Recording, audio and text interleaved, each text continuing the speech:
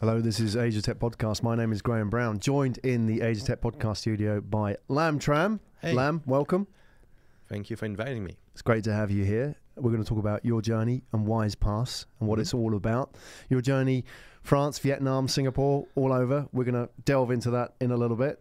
Joined as well, in the other corner, Gustavo Liu. Gustavo, how you doing? I'm very good. This is the first one we've done together. Yeah. No, actually, we've done a couple. Yeah, but not sort of in this context, though. Yeah. So. All right, It'll be fun. Let's see. We're split testing. There we go. That's how we roll in the startup world. Lam, where are you from originally? I am from France. Actually, I was born in Paris. Yeah. In '84, and I spent like most of my time over there. Mm-hmm. But after that, actually, my dad was working for the French government, so I ended up being in Western Africa, in Benin. All right. Yeah, I spent a couple of years for high school, and after that, I went back to France for university, and I happened to get the chance to work in New York. Mm-hmm. As my first job in the online marketing industry. And after that, I went for a year in Korea doing my MBA. Right. So I've been pretty around the world. Yeah. It sounds a bit like you, Gustavo. Your lifestyle. I went all the way to Latin America. Oh, okay. Not yet. In terms of different languages and different countries, how many languages do you speak? Like, let's say like the languages I speak every day would be like French, English, and Vietnamese. Mm. I got like 10 years of German, but I never used German. Why did you pick German up? Because like that's what you get when you're in middle school. Like, it's like English, German. I pick English first, and then after that there was Spanish or German. Yeah. And then like in the French education system, like if you pick German, it's very hard, so it's better for you, and then you're gonna be able like just to learn faster. Right. That kind of crap. Is it part of like the EU system where if you go to school in somewhere in Europe, you have to take a second language? Yeah. Yeah, you have to do that. So most of the people are having like at least English and Spanish or German for France. And yeah, that's pretty much like how I ended up doing all this. And you live now where? I live in Ho Chi Minh City. Okay. Well, technically, right, because I ended up traveling every 2 weeks, 2 to 3 weeks. So Singapore now. Right. And Manila soon next month because we do the official launch. Yeah.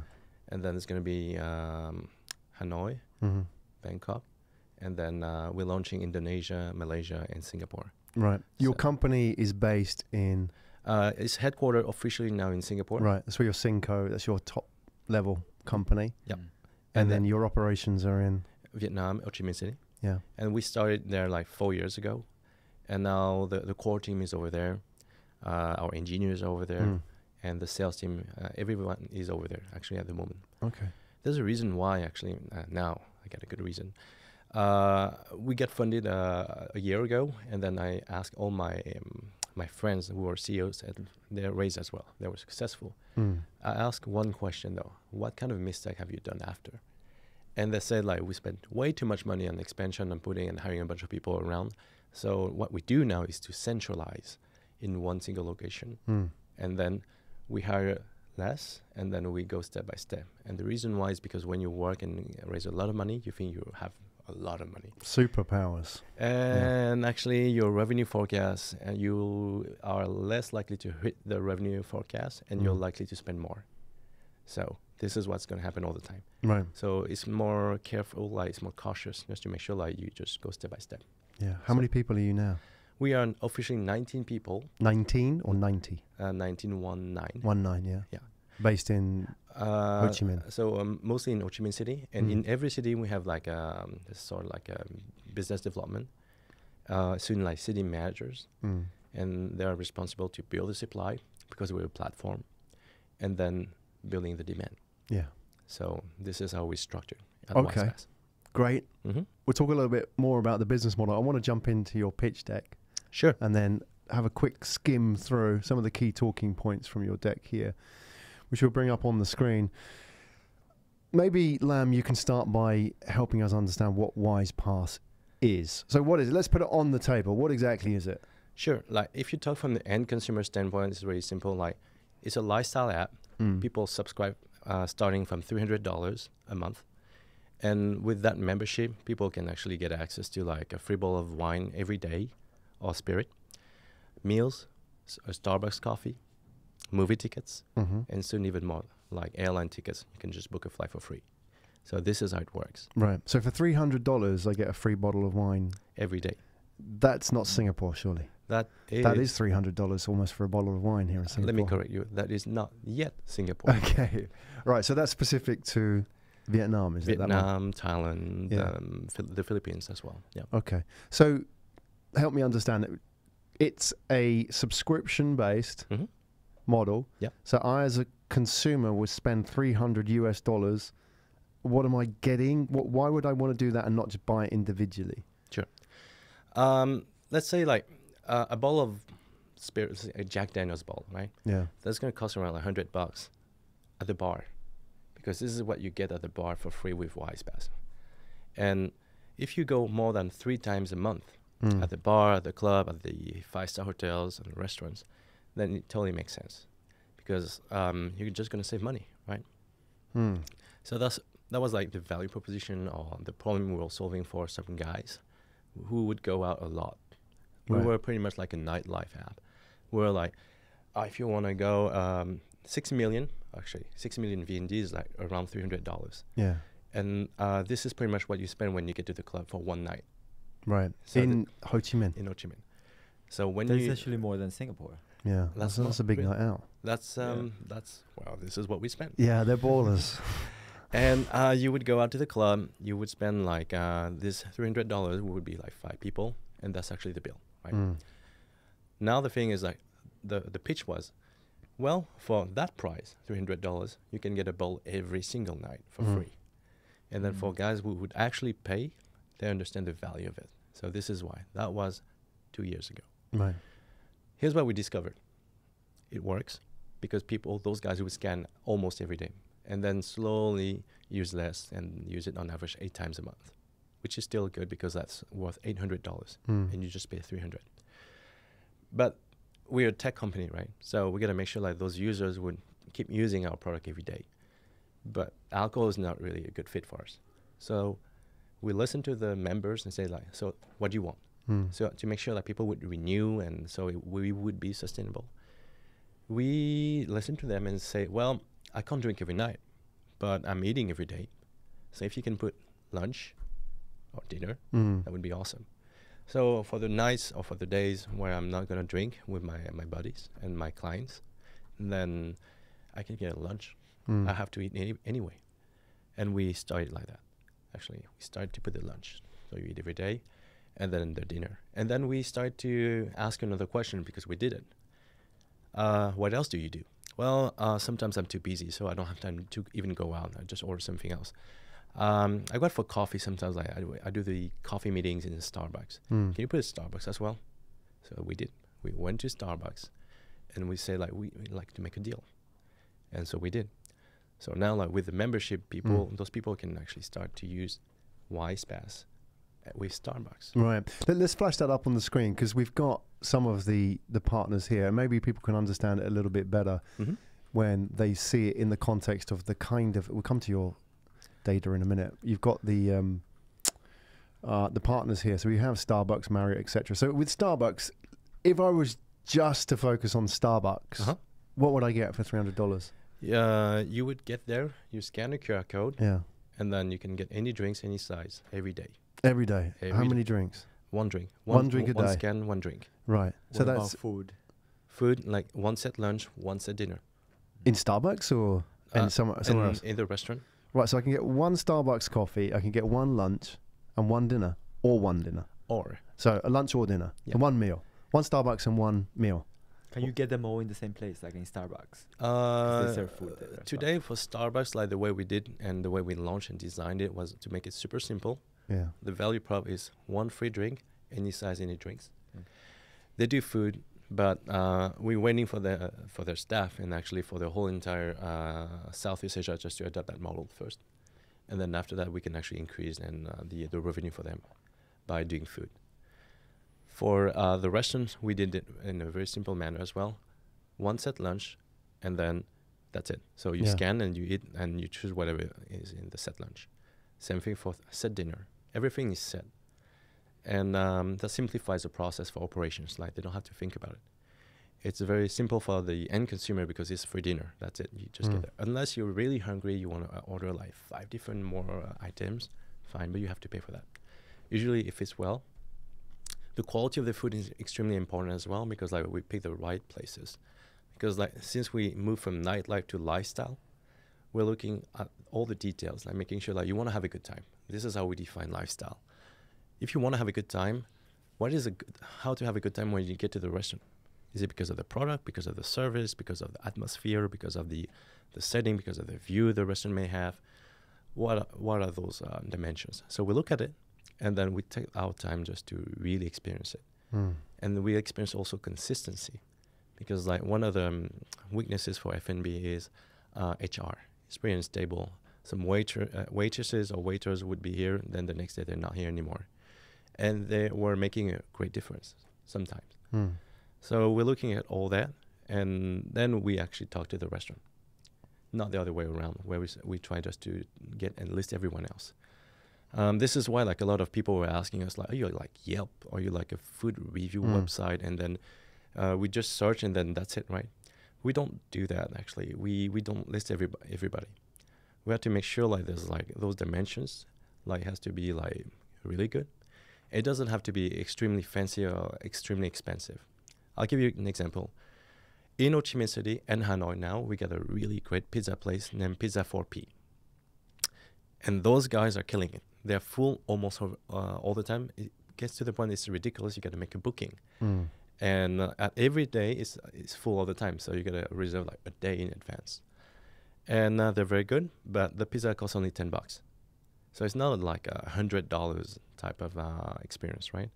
So we're looking at that kind of quality, this experience. Right. We define it really, really clearly. But why would they then work with you if they're fully booked every night? Why do they need you to come and maybe give them, you know, like, even though you can guarantee them revenues, maybe they're getting less per customer? So usually all those F&B places where they would say, why do I need you? And I'm fine and all that.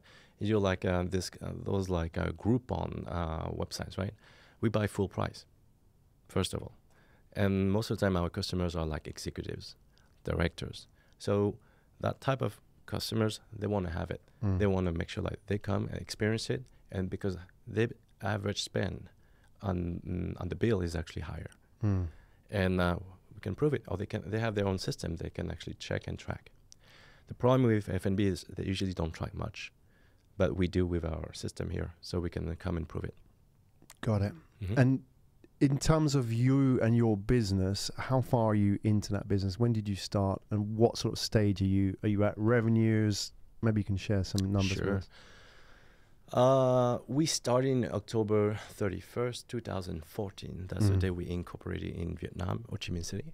And then we started to have real good revenue from August 16, 2016. Right. A year and a half in. Yeah. So the first year and a half, we didn't have anything. We were failing. We were struggling a lot. And then this membership model, the subscription service started just to take off only at that time. Right. So a couple of years ago. Did you introduce that later on? Is that the point at which you started to see revenues? Sorry? The subscription model, was that a later addition? Did you start doing that, or was that how you started out? That was like a late addition. Right. Like we didn't start like this. We pivoted.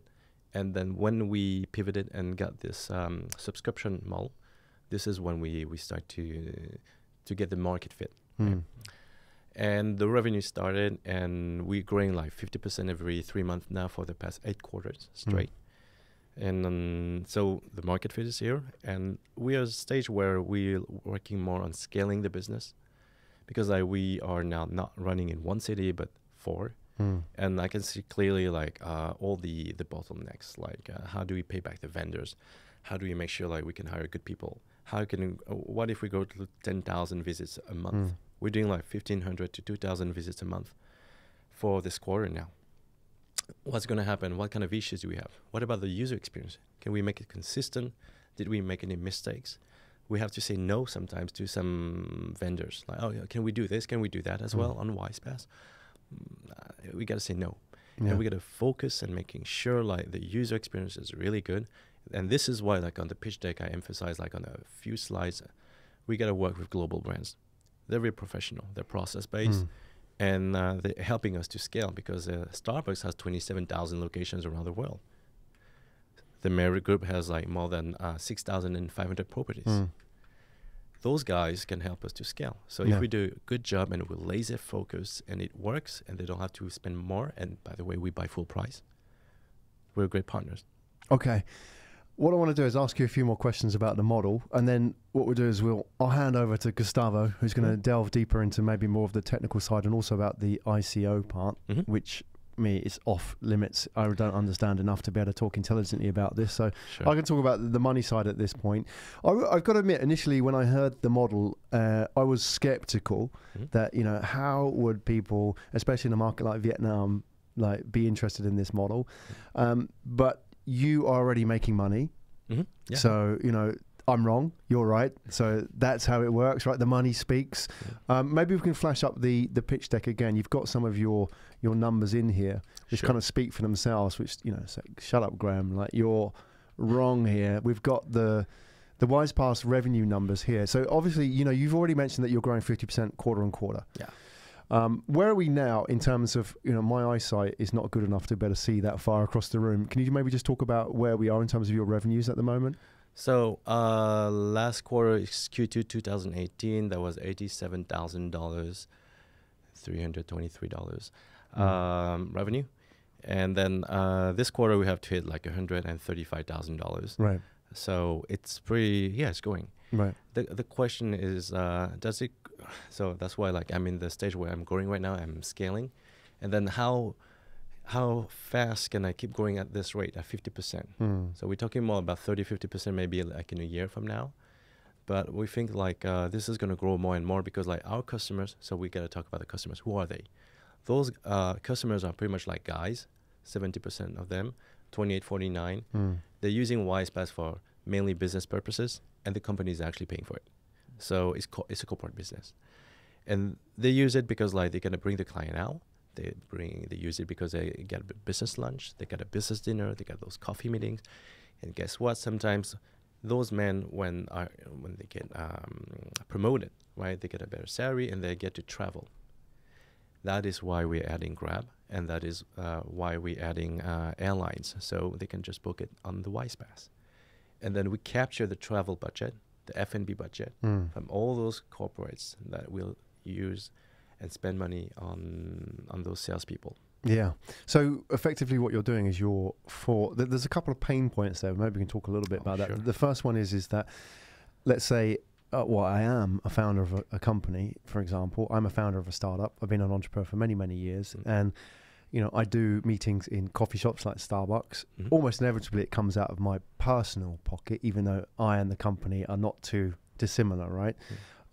So there's always that issue of like, okay, I buy a coffee for somebody in a meeting and it's out of my change or whatever. I'd rather just have some system where I can pay for that and then it goes to the company and that's paid for, dealt with, all geared as well. And then for the company itself, especially when you're talking about travel, that's where costs can spiral out of control because somebody's spending on a company account, especially a startup, for example, you know, $300 doesn't sound like a lot of money, but when you're staying in a hotel and you're ordering out of, you know, like food bars and stuff like that, you know, $300 doesn't go very far in any city in the world. You can gear that so you can say, all right, you can travel and you can spend the money and you can feed yourself, but, you know, maybe you shouldn't be doing it out of the mini bar or like room service. We'll just give you this pass and that will look after you. That seems like a great deal. Exactly. So that's actually usually the perspective from the CEO or CFO.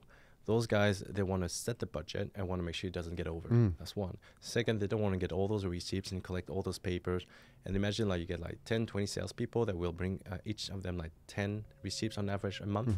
That's like hundreds of receipts. And then as you grow, you'll get even more and more. So you just get a single invoice for the whole entire sales force for all the different needs that they may have, instead of actually collecting like all the invoices from the restaurants, right, and anything else. So that's the efficiency for the administrative costs. That's one. Second is predictability for the revenue, for the cost from the CFO, so it doesn't get over, or it can get even lower. And that's good. So this is from the corporate. From the end user side now, and this is what we're working on. We got to make sure like we add all the good places in the city, and we can make suggestions We can track like all the scans and conversions and look at which places should we recommend this person just to get now, based on your location, based on the fact that you're a man at this age, and then and maybe from that nationality, because we can incorporate the passport in that by the end of the year. And then we can collect a lot of data points to show like, okay, it seems like you may like those 5 places around you. That's like the likelihood. So we become better and better at actually predicting like how you can have a good time for food, for drinks, for movies, anything that can come up in your mind. Okay, that's one thing. And yeah, that's actually the end user side now. It's the most important actually, because we failed mostly in our first 2 years because we were focused so much on the B2B, on the building this great app for brands and businesses, but we forgot pretty much about the actual value proposition for the end consumer. If you start actually focusing on building a great product for the end consumer, the rest actually follows. And this is what I discovered. Like we just closed a deal with Pernod Ricard. Well, they have like Chivas, Absolute, Valentine's, the Glenlivet, and all those people, they're looking for a great platform where people are actually drinking, eating, enjoying. And they can't build that because they have this mindset of, I'm a brand, I just need to make an app for my brand, and it doesn't work. So someone else had to take the time to build a whole entire platform about lifestyle for the users, and then the brands will just follow after that. And why hasn't this been done already? That's my question, because I like what you're doing. I like the fact you're removing sticker shock for a lot of people. But what you're doing doesn't require AI or blockchain. That may help it, but it doesn't require it to make it work. That's correct. Why hasn't it happened already? Because we've had Yelp, for example. We've had Groupon. We've had all these different approaches in different manners to the market. What have you done? Why did it take you to do it? I mean, the fundamental approach of WisePass is actually you start from the user and you backtrack it to any vertical. Usually, like Yelp's going to be about, let's say, food. And then this is my vertical and that's it, right? I don't go anywhere else. So if you're a user, you just go to Yelp for a single purpose. WisePass is actually more like an axis where I want to have a good time, and then you backtrack it, and this is the first thing. And maybe this is like the first difference. The second is so I used to work for Google, and then what I realized is everything about digital and mobile right now is pretty much Google or Facebook and the rest. And the business model of Google and Facebook is pretty much based on impressions and clicks. So if you're a brand and you want to reach a lot of people, then you have this budget and then you spend it, and that's pretty much of it. That's how it works. If you're a brand and you want to use performance marketing on mobile and digital, and you put $1 million and get $10 million back, and then your product is being sold offline or consumed offline, there's no platform for that. It's complicated. It's complicated because like there's a whole legacy about before the internet era, like before the 90s, right? Like alcohol was sold before, and actually in supermarkets, in restaurants and bars and so on and so on. But there's no way for those giants right now to track what's going on in the club, in the bar, because you got to build it. And we happen to build that whole entire infrastructure and network one by one, which is like we use a QR code, we created a box, and then whenever people will actually scan, this is what we call conversion. And that's hard because I didn't want to do that. It takes too much time. It can't scale right away. You got to figure out the right business model, the right value proposition, and make sure like this is something that can shoot up to 1 billion users, maybe like within 3 or 5 years. They don't have the patience for that because like they have a corporate agenda where they're supposed to grow 30%, 10%, or 20% year over year, and they all focus on their business model. So the CEO of Google, like Sundar, or like in Facebook, they'll have to focus on their business model first, and this is clicks, and that's it. There's little room for them because they're too corporate right now. So for me, I position myself in that space because like nobody has been working on that for I don't know why. I'm in online marketing for more than 10 years. I understand why now they're not doing this because they don't have time and they have to be focused. The drinking, like the liquid brands like the Chivas or Absolute, they're very corporate as well. They have an agenda for a whole year. They got to execute. That's it. Then when they think about mobile or digital, they're like, oh, let's do an app. How? You get a month for that. You can't do much with a month. You have to sit down and really think hard. For the restaurants, why the F&B industry hasn't done that? Because they're really uncomfortable with tech. So WisePass is more like at the intersection of like the F&B, the branding, the tech, and then we are here. And it forces you basically just to learn and understand from each different world. And the way we work is actually to use shape-shifting by adding like an additional world where it's not 3 circles, it's actually multiple circles. And then it's just harder and harder to understand what we do because we are actually constantly learning from new industries, and then we put it on the top. Right, and the best practices and what they know. Insights, numbers, like who is stakeholders, like what's the price point, why is it like that, what's the margin? With that, what can you do? Right. And yeah. Okay, got it. So I'm going to hand over to Gustavo because we're going to talk about funding and the ICO as well. So I think what you're doing, I mean, what I hear what you're saying is that because these industries are very successful at their own models and have been up to this stage, and maybe that success won't continue forever, but you know, they've got to where they've got to perfecting one way of doing things. Your solution sits across many vertical sectors, right? And it joins all the dots because you're focused on a customer journey across all these different industries and touch points and so on. There's nobody who's really sitting across all of that apart from somebody who's outside of all of it, right? Yeah, the common sense is like when I hear those guys from the Silicon Valley is like, why don't you just pick a vertical and just focus hard on that and that's it, and get a lot of users, and this is how you are successful.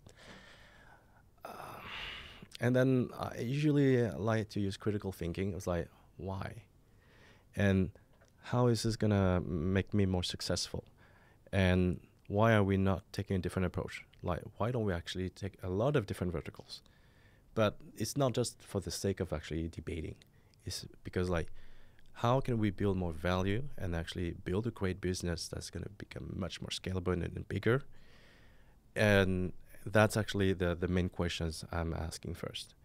And the how is actually by focusing on one vertical and on doing all that, right? So that's why I started with the first approach is we start from the user and we backtrack it to the vertical. And then if it makes sense for men 28, 49, and they are actually salespeople, and they need to get around the city, they need to fly, they need to close a deal, they need to stay, by the way. If they're flying somewhere else, they're going to stay somewhere else. So accommodation or real estate might be making sense for us. So in this case, you see that the market size is going to grow. We start from the customers, and then we backtrack it. Yeah, that's the way to do it. It's the only way to do it. Well, okay. that was my way. Right. Oh, that's why we're here talking about it. Yeah, sure. Okay. Fantastic. Lam, I'm going to hand over. Gustavo, should we flick back up the pitch deck now? Yeah, we can have a look. Let's take a look at the revenue a little bit. And I think it's an interesting business model to approach it from the sort of the multi layer sort of angle. And I'm sort of quite interested to know why did you choose Vietnam to kickstart this project, given that in my understanding, like Vietnam would have been a little bit more difficult for adoption purposes as compared to, like, say, France, for example, where you grew up.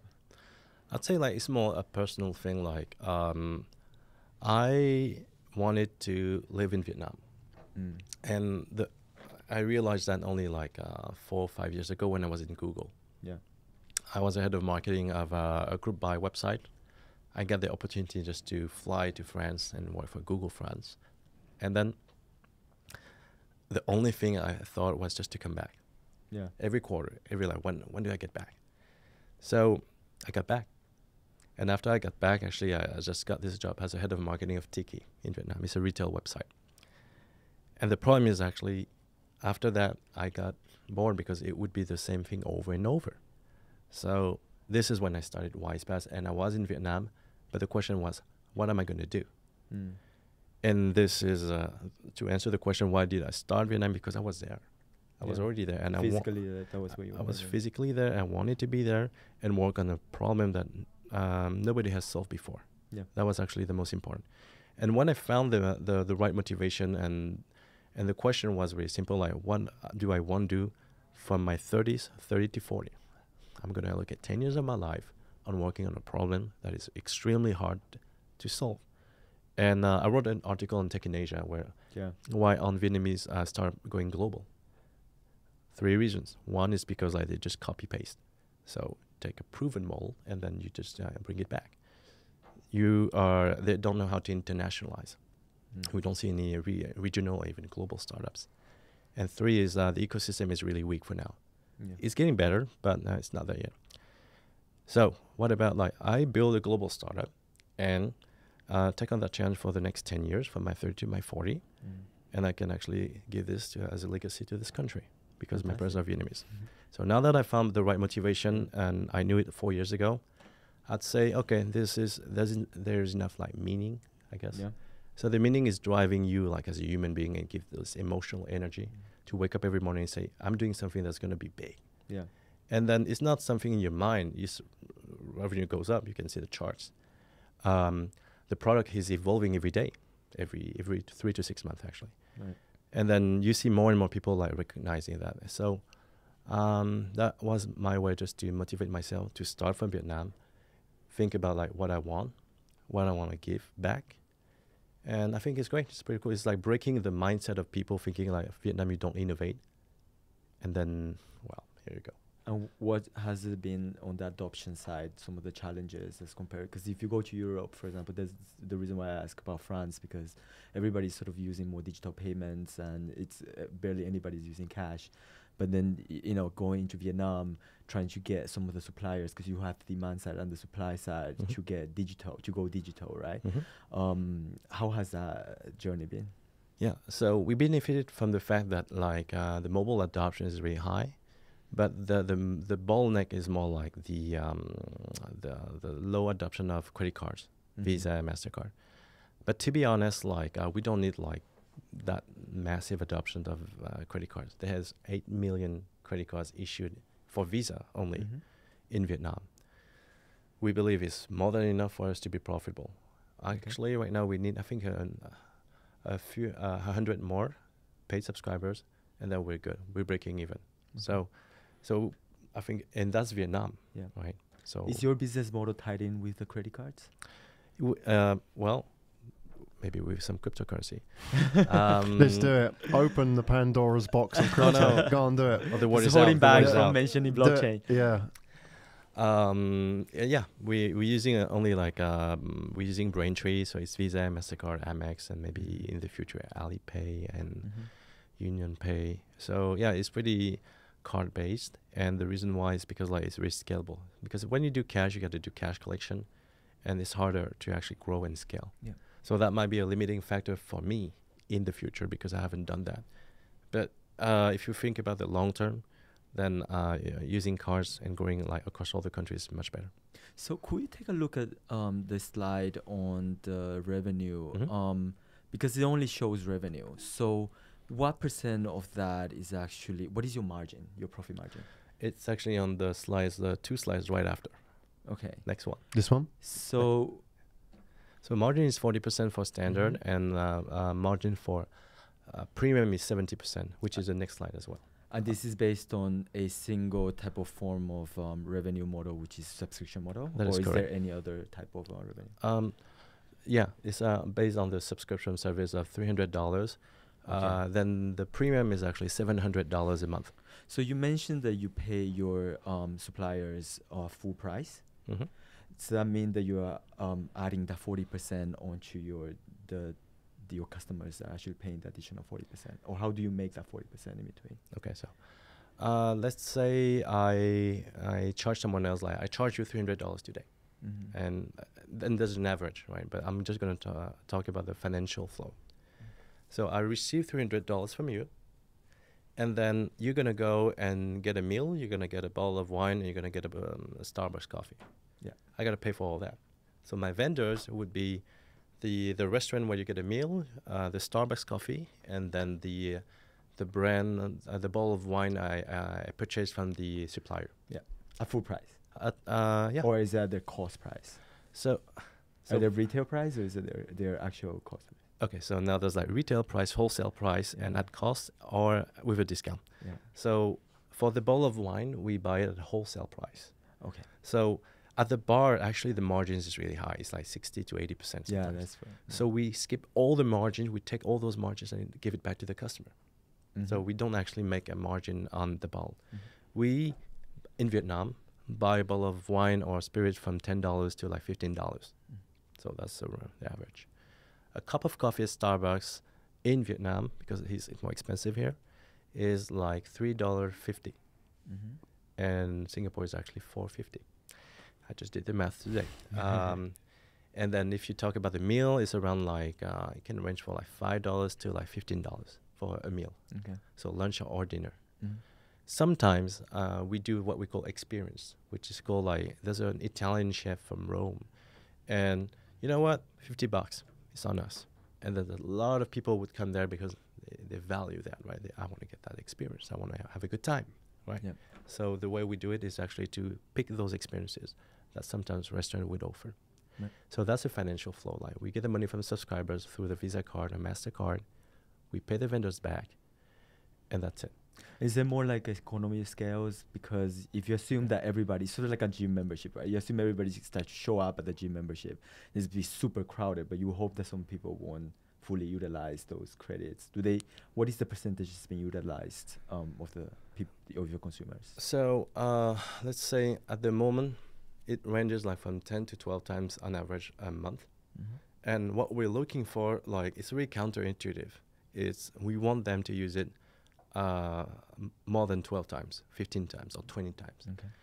At this, so the frequency and the use has to increase, and the average cost per item has to decrease.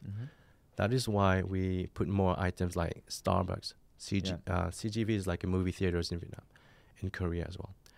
But those, so movie theaters, you can go and watch a movie. You can go get a cup of coffee. You can go to the fitness. Yeah. We are working on partnering with Fitness Club now.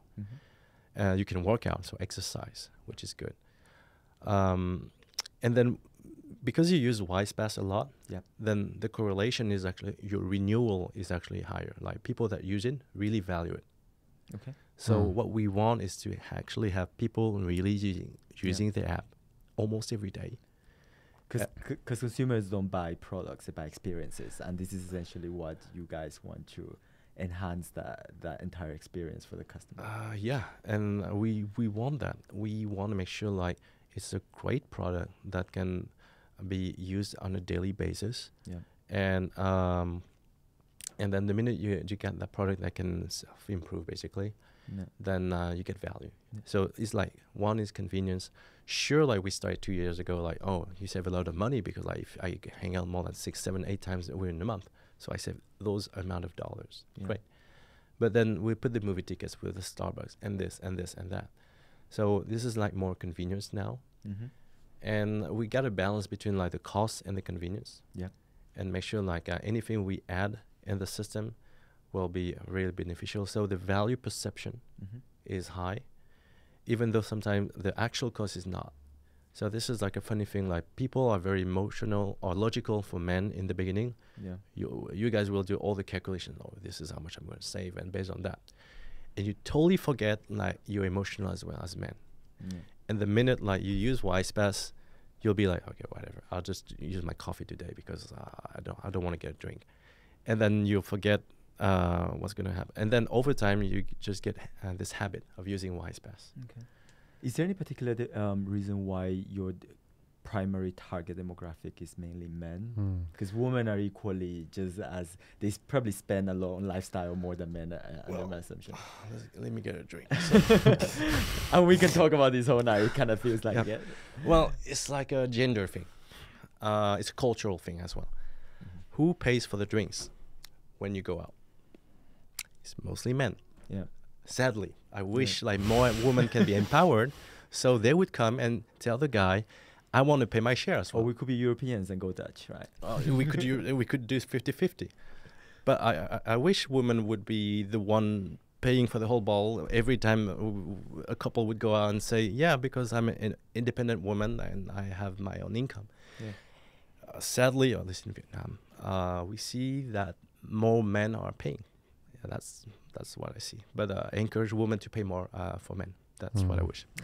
Why is men? Because like it's very cultural. Like guys would invite girls most of the time for a day. They would get a bottle of champagne in a 5-star in the rooftop. They would get the bottle, And this is for now, this is how the world is, and Yeah. it may change. So this is why we got men in the beginning.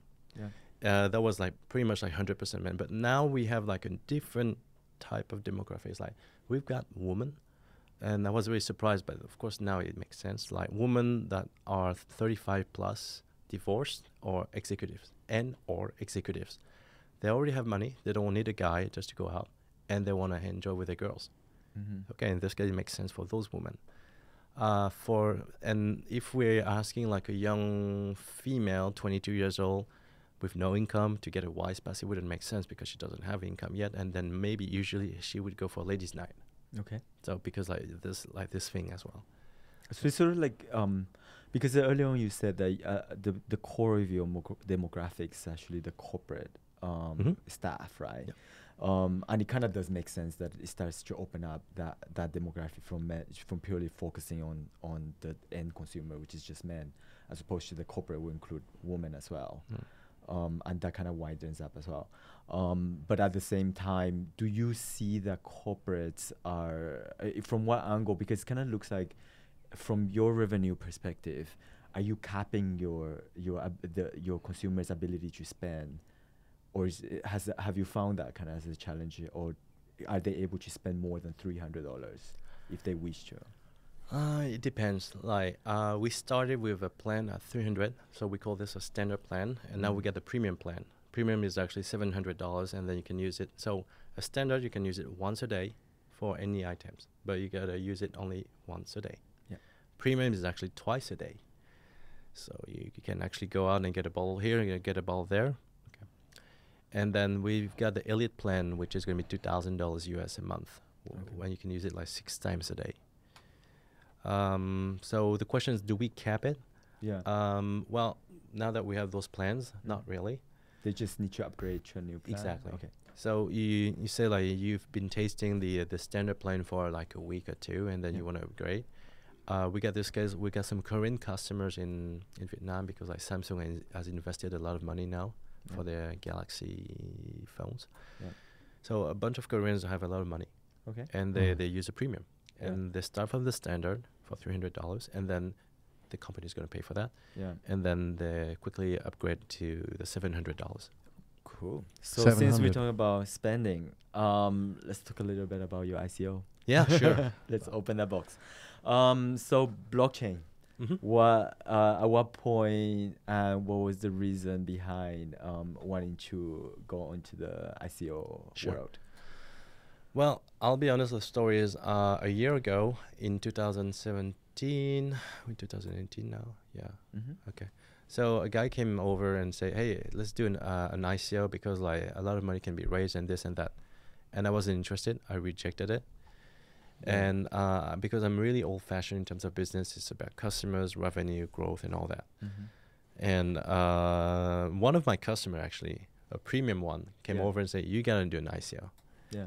And then I usually listen to my customers, but I, again, ask, why? Why would I actually do like this blockchain cryptocurrency thing that I don't understand? So the key reason that actually convinced me was, well, WisePass is about lifestyle, and you can access all the meals, Starbucks, and all that kind of like the things like the real economy. Yeah. And nobody does that right now on with all those ICOs. It's pretty much like tech projects. They have a token, but then you can't do anything with the token besides trading. Like you can just trade on the exchange and you try to make some profits out of it. But that's pretty much of it. Nobody has been able to really like build an app where you can just scan a QR code and just get your coffee with your tokens so far. So that was interesting for me just to sit down and research about it. And that's true. So far, like we don't see anything, at least in Vietnam, we don't see anyone else like doing this kind of crypto payments that would be compliant, because actually the Vietnamese government is actually forcing any payments to be in VND. So that's one. Second is actually, nobody else has been doing a token just to do such things anyway. And we're global. So what I thought about this kind of blockchain revolution is it's a new layer, an additional form of payment where people would be able to spend their cryptocurrencies and with tangible things. Do you think it will hurt your revenue if you switch over, or is it going to be more as an adoption of fiat and tokens? It's more like, for me, like from the business standpoint, I'm very traditional, so it's going to be like an additional form of payment where people can pay by crypto, people can pay with fiat. We don't think of turning our token to be the ultimate currency or something like that. But it's just like you can use like WisePass with your crypto and your wallet. I see. So, but then for your current raise, the one that we received on the PitchDeck, that one is on the back of equity, right? That is correct. It's equity. That is the equity raise. And so you're raising around about 2 million on the back of a valuation of 6 million? Yeah. That's okay. So back to that's equity funding. Equity funding, right? Like right now we are, so it's going to be released soon, right? Yeah. So we are discussing now with some VCs, and we are closing with some VCs at the moment for growing that business. Yes. So how do the VCs feel when you bring in ICO onto the table? And there is an intention obviously to do a sort of a crowdfunding aspect to selling those tokens. Yeah, yeah. And so is that a concern? Would that expose you to further risk? Would there be any? What are some of the challenges that you've been facing when you talk during your race? Let's say it depends on how you frame the conversation. The way we actually present it is just we're gonna be able to get more customers. Okay. Crypto affluent people, they get a bunch of cryptocurrencies. They want to use it just to eat and drink and watch movies and all that. Yeah. This is what you can do with WisePass, and that's it.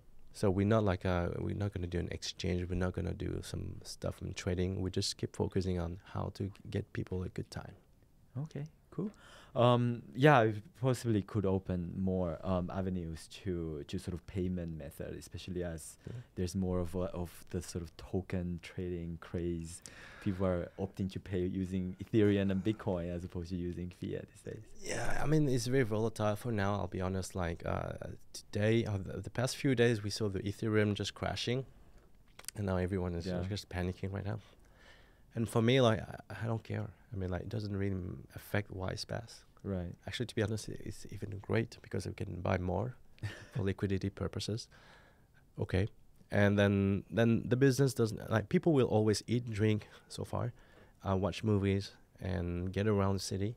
Yeah. So we back to some really basic needs and we know that they will do this all the time. So I'm not too much worried about that part.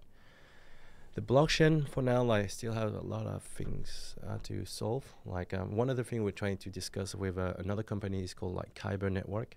So I gotta meet the CEO tomorrow and say, how can we make it faster in terms of transaction confirmation? So there's only 6 transactions confirmed per second for the whole entire network. It's very slow. So that's actually more of my concern, because for the customer, we don't want them to wait for more than half a second. Yeah. Just scan, you're done. And then go and enjoy the meal and enjoy the coffee and enjoy. That's actually what the value is.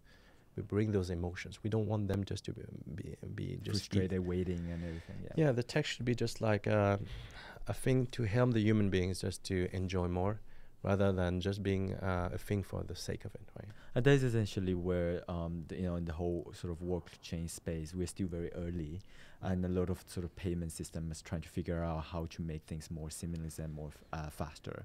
But it's been an exciting discussion. I've actually enjoyed quite a lot. I have a ton of questions. We have just scratched the surface, haven't we? We're running out of time here. Yeah, sure. Hey, listen, before we finish, just a couple of questions, Lam. And I've really enjoyed listening as well. And I'm fascinated by your journey. And I think just to share that one thing that's really impressed me about, not just the pitch deck, but obviously when you sat here and shared your story, and I wonder if Gustavo thinks the same as well, but you're really focused on what it is that you're doing here, right? And I think that's not always the case with every single founder, but you know what it is that you've got to deliver, and you're focusing all your energies and laser beams on that right now, and that's great to hear. Thank you.